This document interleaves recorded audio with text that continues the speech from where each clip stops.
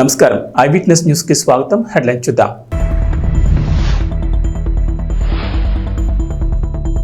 తెలంగాణలో కేంద్ర ప్రభుత్వం మరో శుభవార్త. 10 నగరాల్లో 30 స్టేషన్ల ఏర్పాటుకు గ్రీన్ సిగ్నల్ ప్రకటించిన కేంద్ర మంత్రి అశ్విని వైష్ణవ్.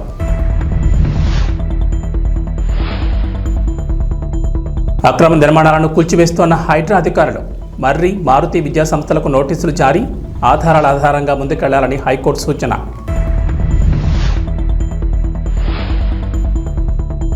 తెలుగుదేశం పార్టీలో చేరే నేతలకు షాక్. చంద్రబాబు సంచలన నిర్ణయం.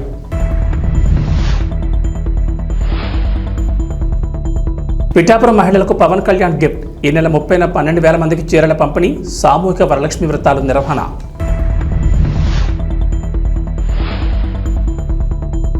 ఆంధ్రప్రదేశ్కు వాతావరణ శాఖ హెచ్చరిక. రాష్ట్రంపై అల్పపీడనం ప్రభావం. భారీ నుంచి అతి భారీ వర్షాలకు ఛాన్స్. తెలంగాణకు నరేంద్ర మోడీ సర్కార్ మరో శుభవార్త వినిపించారు. నరేంద్ర మోడీ అధ్యక్షతన జరిపిన మంత్రివర్గ సమావేశంలో కీలక నిర్ణయాలు తీసుకున్నారు. అందులో తెలంగాణకు national industrial corridor development program కింద జహీరాబాద్లో ఇండస్ట్రియల్ స్మార్ట్ సిటీని కేటాయించగా మరో గుడ్ న్యూస్ కూడా వినిపించింది. దేశంలో కొత్త FM రేడియో స్టేషన్ల ఏర్పాటుకు కేంద్ర మంత్రివర్గం ఆమోదం తెలిపింది. ఈ మేరకు దేశంలోని 234 నగరాల్లో మొత్తంగా 730 ప్రైవేట్ FM స్టేషన్ల ఏర్పాటు కోసం త్వరలోనే ఈ వేలం నిర్వహిస్తామని కేంద్ర సమాచార ప్రసార రైల్వే శాఖ మంత్రి అశ్విని వైష్ణవ్ తెలిపారు. కేబినెట్ సమావేశంలో తీసుకున్న నిర్ణయాలను మీడియాకు మంత్రి అశ్విని వైష్ణవ్ తెలిపారు. మాతృభాషలో స్థానిక కంటెంట్ను పెంచడంతో పాటు కొత్త ఉపాధి అవకాశాలను సృష్టించడంలో భాగంగా టైర్ 2, టైర్ 3 నగరాలకు FM రేడియోను తీసుకెళ్తామని వెల్లడించారు. స్థానికంగా ఉన్న ప్రతిభను దృష్టిలో ఉంచుకుని ఈ ప్రాజెక్టును రూపొందిస్తామని మంత్రి వెల్లడించారు. ఇందులో భాగంగానే తెలంగాణలోని 10 నగరాల్లో 30 FM స్టేషన్ల కోసం ఈ వేలం నిర్వహించేందుకు కేంద్ర మంత్రివర్గం ఆమోదం తెలిపింది. చెరువులు, FTL, బఫర్ జోన్ ప్రాంతాల్లో అక్రమాలపై హైడ్రా ఉక్కుపదం మోపుతోంది. హైడ్రా పేరు వింటేనే అక్రమార్కుల గుండెల్లో రైళ్లు పరిగెడుతున్నాయి. ఈ క్రమంలో పలువురు తమ భవనాలను ఎక్కడ కూల్చివేస్తారోననే భయంతో కోర్టులను ఆశ్రయిస్తున్నారు. తాజాగా బీఆర్ఎస్ ఎమ్మెల్యే మర్రి రాజశేఖర రెడ్డికి చెందిన మర్రి ఎడ్యుకేషనల్ సొసైటీ, మారుతి ఎడ్యుకేషనల్ సొసైటీల కోర్టులో పిటిషన్లు దాఖలు చేశాయి. ఈ పిటిషన్ బుధవారం విచారణ చేపట్టిన తెలంగాణ ఉన్నత న్యాయస్థానం మర్రి మారుతి ఎడ్యుకేషనల్ సొసైటీల భవనాల కూల్చివేత వ్యవహారంలో నిబంధనల ప్రకారమే ముందుకెళ్లాలని హైడ్రా రెవెన్యూ అధికారులకు ఆదేశాలు జారీ చేసింది. ఈ విద్యా సంస్థల భవనాలను అక్రమ నిర్మాణాలుగా పేర్కొంటూ MRO ఇచ్చిన నోటీసులని షోకాజ్ నోటీసులుగా పరిగణించి వాటికి సంబంధించిన ఆధారాలను సమర్పించాలని పిటిషనర్లను ఆదేశించింది. మేడ్చల్, మల్కాజ్గిరి జిల్లా దొండిగల్ మండలంలోని చిన్నదామెర చెరువులో మర్రి మారుతి విద్యా సంస్థలకు చెందిన భవనాలను చెరువులను ఆక్రమించి నిర్మించారని, వాటిని తొలగించాలంటూ తహసీల్దార్ ఆగస్టు 22న నోటీసులు జారీ చేశారు. ఈ నోటీసులను సవాల్ చేస్తూ 2 విద్యా సంస్థలు వేర్వేరుగా పిటిషన్లు వేశాయి. తెలుగుదేశం పార్టీలో చేరేవారికి ఆ పార్టీ అధినేత నారా చంద్రబాబు నాయుడు షాక్ ఇచ్చారు. ఏపీలో పార్టీ అధికారంలోకి వచ్చినప్పటి నుంచి ఇతర పార్టీల నుంచి భారీగా వలసలు కొనసాగుతున్నాయి. మరీ ముఖ్యంగా వైఎస్ఆర్సీపీ నుంచి భారీగా నేతలు, ఎమ్మెల్యేలు, ఎంపీలు, ఎమ్మెల్సీలు సైకిల్ ఎక్కుతున్నారు. భవిష్యత్తులో మరికొందరు నేతలు కూడా వచ్చే అవకాశాలున్నాయనే వార్తలు జోరుగా సాగుతున్నాయి. ఈ క్రమంలోనే చంద్రబాబు సంచలన నిర్ణయం తీసుకున్నారు. పార్టీలోకి వచ్చేవారు ఎవరైనా సరే తమ పదవులకు రాజీనామా చేసిన తర్వాతే పసుపు కండువా కప్పుకోవాలని షరతు విధించారు. తెలుగుదేశం పార్టీలో చేరికలపై చంద్రబాబు కీలక వ్యాఖ్యలు చేశారు. టీడీపీలో చేరేందుకు ఎవరు సిద్ధమైనా రాజీనామా చేసిన తర్వాతే రావాలని కొత్త షరతు పెట్టారు. వ్యక్తిత్వం ఆధారంగానే పార్టీలో చేరికలుంటాయని చంద్రబాబు తేల్చి చెప్పారు. రాజకీయాల్లో ఎంతటి వారైనా విలువలు పాటించాలని ఈ సందర్భంగా తెలుగుదేశం పార్టీ అధినేత సూచించారు. పిఠాపురం నియోజకవర్గం ఆడపడుచులకు deputy CM Pawan Kalyan special gift ఇవ్వనున్నారు. పిఠాపురంలోని ప్రముఖ పుణ్యక్షేత్రం పాతగాయలో ఈ నెల 30వ తేదీన సామూహిక వరలక్ష్మి వ్రతాలకు పవన్ కళ్యాణ్ సొంత డబ్బుతో 12,000 మందికి చీరలు, వ్రత పూజ సామగ్రి పంపిణీ చేయాలని నిర్ణయం తీసుకున్నారు. ఈ మేరకు ఆ ఏర్పాట్లను పర్యవేక్షిస్తున్న ఎమ్మెల్సీ పిడుగు హరిప్రసాద్ పర్యవేక్షించారు. ప్రతి ఏటా శ్రావణ మాసం చివరి శుక్రవారం రోజు పిఠాపురంలోని ప్రముఖ పుణ్యక్షేత్రం పురుహూతిక ఆలయంలో సామూహికంగా వరలక్ష్మి వ్రతాలు నిర్వహిస్తారు. ఈ ఏడాది కూడా ఆగస్టు 30న సామూహిక వరలక్ష్మి వ్రతాలకు ఏర్పాట్లు చేశారు ఆలయ అధికారులు. అయితే వ్రతం కోసం వచ్చే ఆడపడుచులకు డిప్యూటీ సీఎం తన సొంత ఖర్చులతో చీరలు పంపిణీ చేయనున్నారు. కుక్కుటేశ్వర ఆలయంలో అమ్మవారికి ఏదైతే సాంప్రదాయబద్ధంగా వస్తుందో ఏటా ఆ పరంపరను ఆయన కూడా కొనసాగించాలని నిర్ణయించుకొని ఆల్రెడీ శారీస్ పంపించారు. దగ్గర 12,000 శారీస్ రేపు పంపిణీ చేయబోతున్నాం. దేవాలయంలో ఏటా ఎంతమందికి పసుపు మళ్ళీ ఇస్తారో అంతమందికి ఇస్తాం. ఈసారి కూడా మిగిలినవి మన నాయకులు వీళ్ళందరూ అదే ఇద్దరు రోజున పంపిణీ చేస్తారు. ఇక్కడ నియోజకవర్గం మొత్తం ఈ పంపిణీ జరుగుతుందా సార్? ఆలయం దగ్గరే ముఖ్యంగా పంపిణీ జరుగుతుంది. ఎగువన మహారాష్ట్ర, కర్ణాటకలోని కృష్ణానది పరివాహక ప్రాంతాల్లో భారీ వర్షాలతో ఆల్మట్టి, నారాయణపూర్, చూరాల మీదుగా శ్రీశైలం జలాశయానికి భారీగా వరదొస్తోంది. దీంతో శ్రీశైలం గేట్లెత్తి స్పిల్వే ద్వారా 2.27 లక్షల క్యూసెక్కుల నీటిని విడుదల చేస్తున్నారు. ఎగువ నుంచి 3.11 లక్షల క్యూసెక్కులు రావడంతో కుడి ఎడమ కేంద్రాల్లో విద్యుదుత్పత్తి కొనసాగుతోంది. విద్యుదుత్పత్తి ద్వారా 68,807 క్యూసెక్కులు విడుదలవుతోంది. దాదాపు 3 లక్షల క్యూసెక్కుల ప్రవాహం నాగార్జున సాగర్ ప్రాజెక్టుకు చేరుతోంది. ఈ నేపథ్యంలో అధికారులు 22 గేట్లను ఎత్తి దిగువకు నీటిని విడుదల చేశారు. బుధవారం రాత్రి శ్రీశైలం నుంచి 2,27,368 క్యూసెక్కుల వరద నీరు రావడంతో ఎన్ఎస్పీ అధికారులు 22 గేట్లను 5 అడుగుల మేరకెత్తి 1,78,200 క్యూసెక్కుల నీటిని దిగువకు వదిలారు. కుడి కాలువ ద్వారా 9,500 క్యూసెక్కులు, ఎడమ కాలువ ద్వారా 8,280, ప్రధాన విద్యుత్ కేంద్రం ద్వారా 28,988, ఎస్ఎల్బీసీ ద్వారా 1,800, వరద కాలువ ద్వారా 600 క్యూసెక్కులు కలిపి మొత్తం 2,27,368 క్యూసెక్కుల నీటిని విడుదల చేశారు. ఆంధ్రప్రదేశ్ కేబినెట్ భేటీలో పలు కీలక అంశాలపై చర్చ జరిగింది. పలు తీర్మానాలపై చర్చించి ఆమోదం తెలిపారు. ఆ తర్వాత మంత్రులు చంద్రబాబు రాజకీయ జీవితం, పవన్ కళ్యాణ్ బర్త్డే అంశాన్ని ప్రస్తావించారు. సెప్టెంబర్ 1వ తేదీకి చంద్రబాబు తొలిసారి ముఖ్యమంత్రిగా ప్రమాణ స్వీకారం చేసి 30 ఏళ్లు అవుతుందని మంత్రి రామానాయుడు ప్రస్తావించారు. వెంటనే మంత్రులు చంద్రబాబుకు ముందస్తుగా శుభాకాంక్షలు తెలిపారు. చంద్రబాబు తొలిసారి ముఖ్యమంత్రి అయినప్పుడు ప్రవేశపెట్టిన శ్రమదానం, జన్మభూమి, ఆకస్మిక తనిఖీలు వంటి అంశాలపై చర్చ జరిగింది. ఆ తర్వాత సెప్టెంబర్ 2న డిప్యూటీ సీఎం పవన్ కళ్యాణ్ జన్మదినమని మంత్రి దుర్గేష్ గుర్తు చేశారు. పవన్ కు ముందస్తుగా మంత్రివర్గం శుభాకాంక్షలు తెలిపింది. వెంటనే స్పందించిన చంద్రబాబు పవన్ కళ్యాణ్ పుట్టినరోజు వేడుకలకు దూరంగా ఉంటారని, బహుశా ఆ రోజు ఆయన తనకు కూడా అందుబాటులో ఉండరేమోనని సరదాగా వ్యాఖ్యానించారు. అలాగే ఈ నెల 30 జరిగే వనమహోత్సవంలో మంత్రులంతా పాల్గొనాలని ముఖ్యమంత్రి సూచించారు. దుర్గం చెరువు ఎఫ్టీఎల్ పరిధిలోకి వస్తాయని Amar cooperative society, doctors colony, Kavuri హిల్స్లలో నివాసముంటున్న వారికి నోటీసులు జారీ చేసింది హైడ్రా. చెరువుకి చుట్టూ ప్రముఖుల నివాసాలు ఎఫ్టీఎల్ జోన్లో నిర్మాణాలు ఉన్నట్లు గుర్తించింది. దాదాపు 80 నిర్మాణాలకు నోటీసులు జారీ చేసినట్లు తెలిపారు శేర్లింగంపల్లి తహసీల్దార్. 30 రోజుల్లోపు స్వచ్ఛందంగా కూల్చివేయాలని నోటీసులో పేర్కొన్నారు అధికారులు. ఎఫ్టీఎల్ జోన్లోని ముఖ్యమంత్రి రేవంత్ రెడ్డి సోదరుడు తిరుపతి రెడ్డి నివాసం, సీఎం సోదరుడు నివాసాన్ని సైతం నోటీసులు జారీ చేశారా లేదా అనే విషయంపై స్పష్టత ఇవ్వలేదు అధికారులు. Sector colony, doctors colony, Amar cooperative society, Kavuri హిల్స్లోని కొన్ని నివాసాలకు నోటీసులు జారీ చేశారు. మాదాపూర్లోని Amar society, Kavuri hills colony వాసులకు హైడ్రా నోటీసులు ఇవ్వడం కాలనీ వాసులు ఆందోళనకు గురవుతున్నారు. అమర్ సొసైటీ కాలనీకి 1995 హుడా లేఅవుట్ అనుమతి ఉందంటున్న కాలనీ వాసులు ప్రతి ఇంటికి పర్మిషన్ తీసుకుని నిర్మాణం చేసినట్లు తెలిపారు. హుడా మున్సిపాలిటీ అనుమతితోనే ఇళ్లు నిర్మించుకున్నామని కాలనీవాసులు అంటున్నారు. ఇప్పుడు సడన్ గా హైడ్రా నోటీసులు జారీ చేయడం పట్ల ఆగ్రహం వ్యక్తం చేశారు. అందరి ఇండ్లకు F1 రాసిన అధికారులు సీఎం రేవంత్ రెడ్డి తమ్ముడు తిరుపతి రెడ్డి ఇంటికి మాత్రం రాయలేదు. నేను అమర్ కోఆపరేటివ్ సొసైటీలో ఉంటున్నాను. మా లేఅవుట్ వచ్చి 1995లో అప్రూవ్డ్ అండి. We took permissions in 1996 and 97 and ఇల్లు కట్టుకున్నాము. అప్పటి నుంచి వీఆర్ పేయింగ్ ట్యాక్సెస్. మా ట్యాక్స్ వచ్చి 2000 నుంచి కడుతున్నాము. We have all the receipt submitted and మాకు అర్థం కాలేదు 2002లో 2004లో వచ్చిన వర్షాల వల్ల they are saying this is in FTL.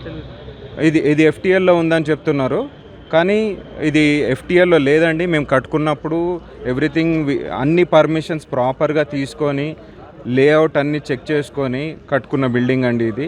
There are so many loans కూడా తీసుకున్నాము. లోన్స్ కూడా అవైలబుల్ ఉన్నాయి.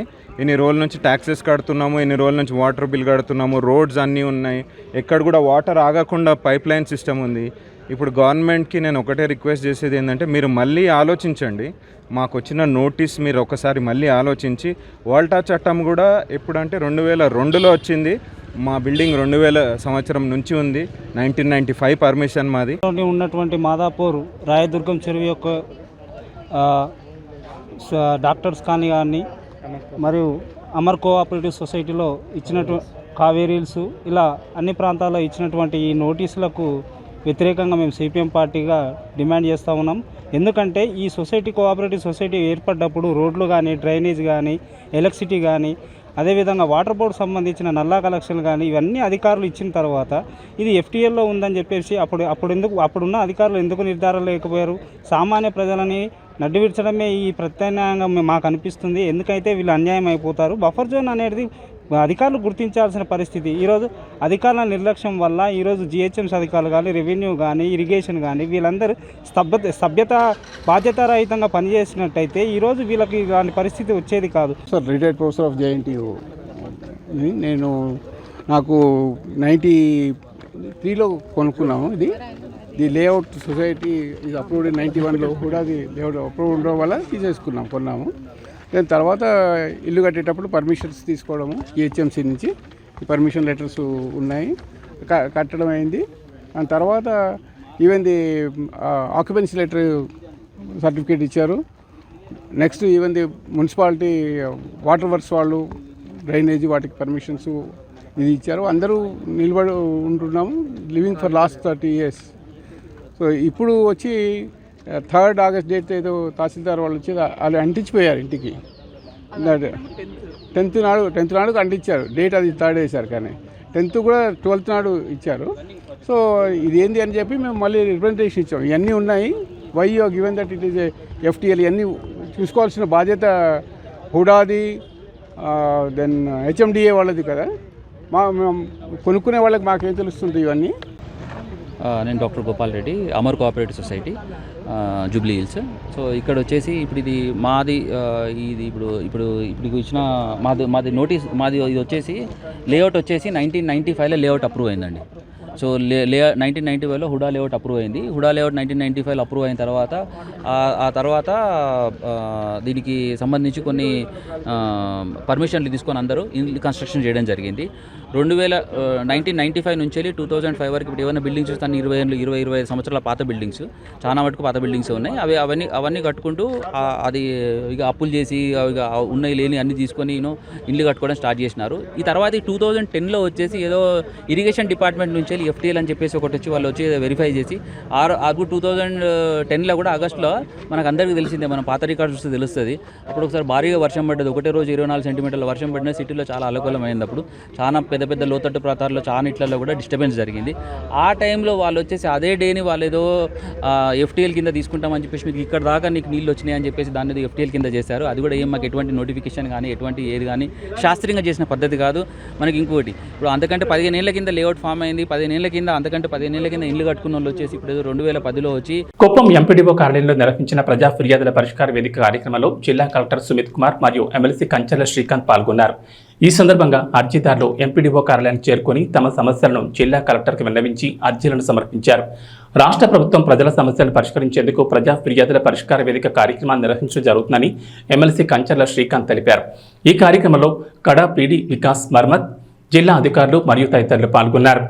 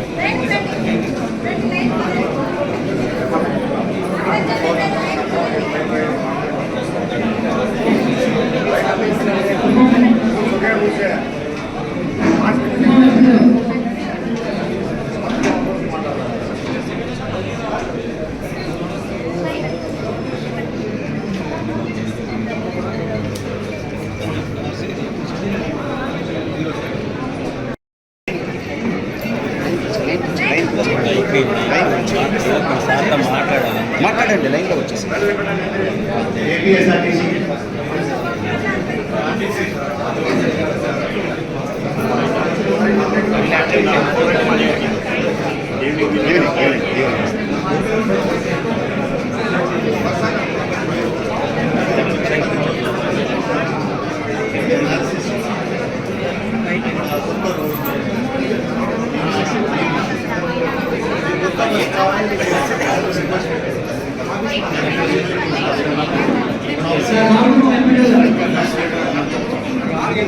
సరే ఒప్పుకుంది అంటే సార్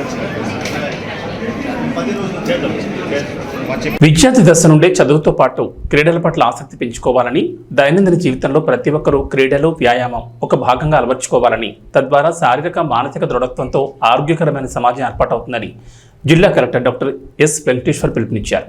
గురువారం hockey legend major Dhyan Chand జయంతి పురస్కరించుకుని దేశవ్యాప్తంగా జాతీయ క్రీడల దినోత్సవం 2024 నిర్వహణ నేపథ్యంలో స్థానిక Srinivasa sports complex, Balaji colony నుంచి మహతి ఆడిటోరియం వరకు నిర్వహించిన ర్యాలీలో పాల్గొని జెండా ఊపి జిల్లా కలెక్టర్ ప్రారంభించారు. ఈ సందర్భంగా కలెక్టర్ మాట్లాడుతూ hockey legend major Dhyan Chand జయంతిని పురస్కరించుకుని దేశవ్యాప్తంగా జాతీయ క్రీడల దినోత్సవం 2024 నిర్వహించుకోవడం జరుగుతుందని, భారత హాకీ లెజెండ్ ధ్యాన్ చంద్ గొప్ప హాకీ ప్లేయర్ అని, మన దేశానికి స్వాతంత్రం వచ్చినప్పటి నుంచి జరిగిన ఒలింపిక్స్ క్రీడల్లో వారి స్ఫూర్తితో 8 గోల్డ్ మెడల్ సాధించడం ఒక ఎనలేని ఘనతని తెలిపారు. ఈ నెల 26 నుంచి పలు క్రీడల పోటీలు, ఇతర పోటీలు కళాశాలలో, పాఠశాలలో నిర్వహించి క్రీడలను ప్రోత్సహించే దిశగా చర్యలు తీసుకోవడం జరిగిందని తెలిపారు. ఈ మధ్యకాలంలో ప్రజలు, యువత వారి దైనందిన జీవితంలో ఉంటున్న వర్క్ స్ట్రెస్ వలన, మానసిక ఒత్తిడి వలన, సెల్ ఫోన్, సోషల్ మీడియా వంటి వాటి మితిమీరి వాడకం తదితరాల వలన క్రీడల పట్ల ఆసక్తి, సమయం కేటాయించడం, శారీరక వ్యాయామం తగ్గిందని, తద్వారా చిన్న వయసు నుంచే బీపీలు, డయాబెటీస్ వంటి పలు వ్యాధుల బారిన పడుతున్నారని తెలిపారు. వీటి నుంచి బయటపడాలంటే ప్రతి ఒక్కరూ తమ దైనందిన జీవితంలో క్రీడలు, వ్యాయామానికి కనీసం 30 నిమిషాలు కేటాయించాలని, తద్వారా ఆరోగ్యకరమైన మంచి సమాజం ఏర్పాటవుతుందని అన్నారు. చదువుతో పాటు క్రీడలు, వ్యాయామం దైనందిన జీవితంలో విద్యా దశ నుంచి అలవర్చుకోవాలని సూచిస్తూ, తద్వారా శారీరక, మానసిక దృఢత్వమే కాకుండా టీమ్ స్పిరిట్, కాన్ఫిడెన్స్ స్థాయిలు పెరుగుతాయని తెలిపారు. జిల్లాలోని టీచర్లు, పీఈటీలు క్రీడా మైదానాలు ఉన్నా లేకున్నా క్రమం తప్పకుండా విద్యార్థులకు క్రీడలు నిర్వహించాలని కోరారు. ఈ కార్యక్రమంలో జిల్లాలోని ప్రజలందరూ పాల్గొనాలని కోరారు. ఈ కార్యక్రమంలో జిల్లా క్రీడల అభివృద్ధి అధికారి సయ్యద్ సాహెబ్, జిల్లా విద్యాశాఖ అధికారి శేఖర్, జిల్లా ఒలింపిక్స్ అసోసియేషన్ అధ్యక్షులు Praveen, professor Shivashankar Reddy, director SVU Jayachandra, director SV veterinary university, జిల్లా మాస్టర్ అసోసియేషన్ ప్రెసిడెంట్ మరియు సెక్రటరీ, ఎన్సీసీ అధికారులు, వివిధ పాఠశాలల, కళాశాలల విద్యార్థులు, ఎన్సీసీ సీనియర్ సిటిజన్లు, పలువురు క్రీడాకారులు పాల్గొన్నారు.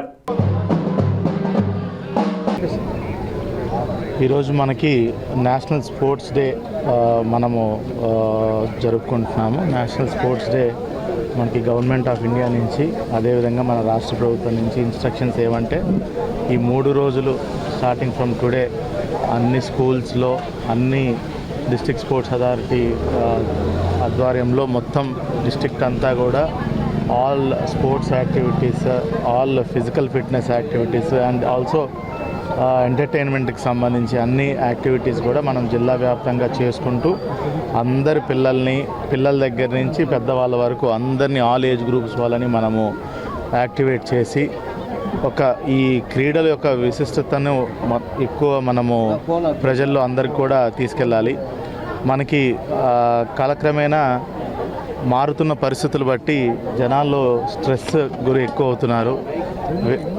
అంటే సోషల్ మీడియా ప్రభావం వల్ల కానీ, లేదంటే సాలిటరీ లైఫ్ వల్ల కానీ, వీటన్నిటి వల్ల క్రీడల నుంచి దూరం అయ్యి జనాలు స్ట్రెస్కి గురయ్యి వేరియస్ మనకి ఏదైతే బీపీ, లేదంటే డయాబెటీస్, మిగతా అనేక రకమైనటువంటి డిప్రెషన్, ఇలాంటి వ్యాధులకు గురవుతున్నారు. వీటన్నిటికీ ఒకటే విరుగుడు ఏంటంటే, మనము ఫిట్గా ఉండి రకరకాల స్పోర్ట్స్ ఆడుకుంటూ, అదేవిధంగా పిల్లల్లో sports not only for their physical fitness ఒకటే కాకుండా ఒక టీమ్ స్పిరిట్ అనేది ఉంటుంది. ఒకటి వాళ్ళ కాన్ఫిడెన్స్ వాళ్ళకి బిల్డప్ చేస్తుంది.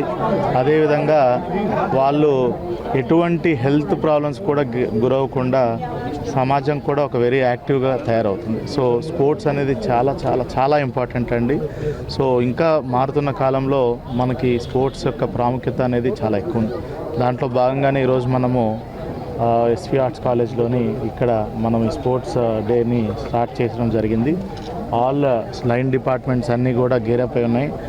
మొత్తం అక్రాస్ జిల్లాలో అన్ని స్కూల్స్లో కూడా మనము వేరియస్ స్పోర్ట్స్ రిలేటెడ్ యాక్టివిటీస్ అన్నీ చేస్తున్నాము. మీ అందరికీ తెలిసిందే, మొన్ననే కూడా మనకి ఒలింపిక్స్ కూడా జరిగింది.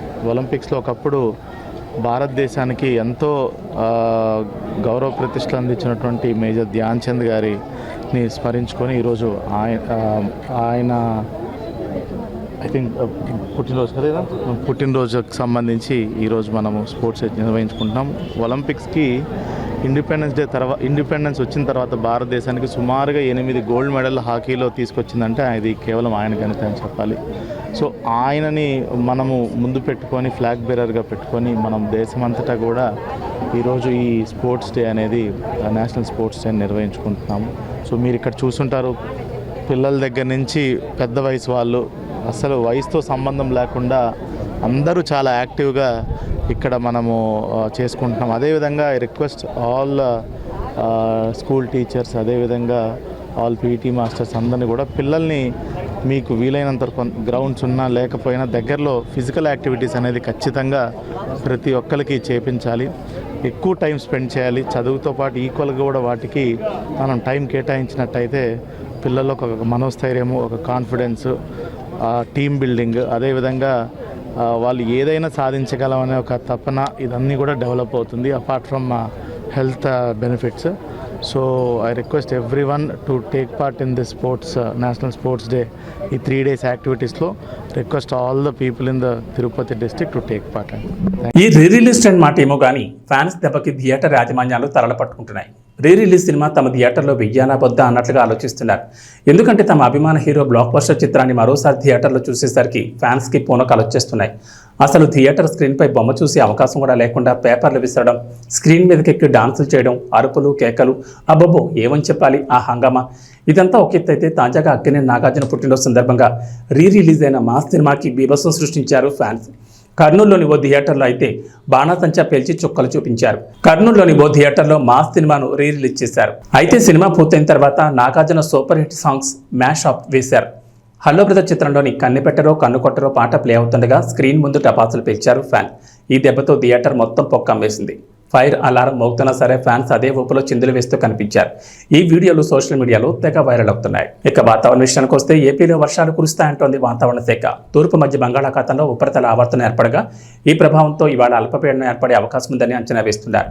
ఈ అల్పపీడనం 2 రోజుల్లో ఇది పశ్చిమ వాయు దిశగా కదులుతూ దక్షిణ ఒడిశా, ఉత్తరాంధ్ర తీరాలకు దగ్గరగా వెళుతుందని భావిస్తున్నారు. ఈ అల్పపీడన ప్రభావంతో రాబోయే 4 రోజుల్లో రాష్ట్ర వ్యాప్తంగా విస్తారంగా వర్షాలు కురుస్తాయని అంచనా వేస్తోంది. ఇవాళ శ్రీకాకుళం, పార్వతీపురం, మన్యం, అల్లూరు సీతారామరాజు, చిత్తూరు, శ్రీ సత్యసాయి, అన్నమయ్య జిల్లాల్లోని కొన్ని ప్రాంతాల్లో ఓ మోస్తరు వర్షాలు కురిసే అవకాశం ఉందని విపత్తుల నిర్వహణ సంస్థ తెలిపింది.